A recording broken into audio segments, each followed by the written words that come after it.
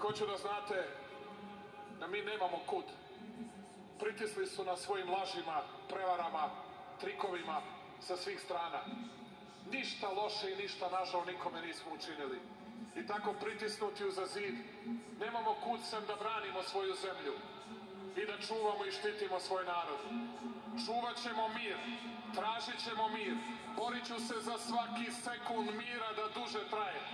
Ali vam kažem, prvi napad na Srbe na severu Kosova i Metohije, Srbija neće sedeti skrštenih ruku.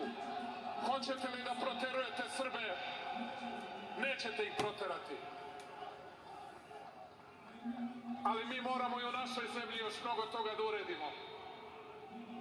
Nedavno je jedan policajac Srbin ubio Bošnjaka u Priboju. Dok sam predsjednik Srbije, uvek ćemo to da osuđujemo i tražiti i uraditi sve da se to nikada više ne ponovi. Videli ste jednu divnu Bošnjakinju koja je večeras ovde govorila, koja priča o Srbiji kao o svojoj zemlji u koju se sa radošću posle 17 godina vratila. U istoj zemlji živimo. Jednako smo i bogati i siromašni. Isti vazduh delimo. I nikada to više ne sme da nam se ponovi. Srbija mora da bude sigurna za sve njene stanovnike. I moramo da vodimo računa o svim njenim stanovnicima. Ma koje vere i ma koje nacije bili. Došao sam, narode, znam da ste se, ne mogu da kažem smrzli, ali vidim koliko je i kakva je kiša.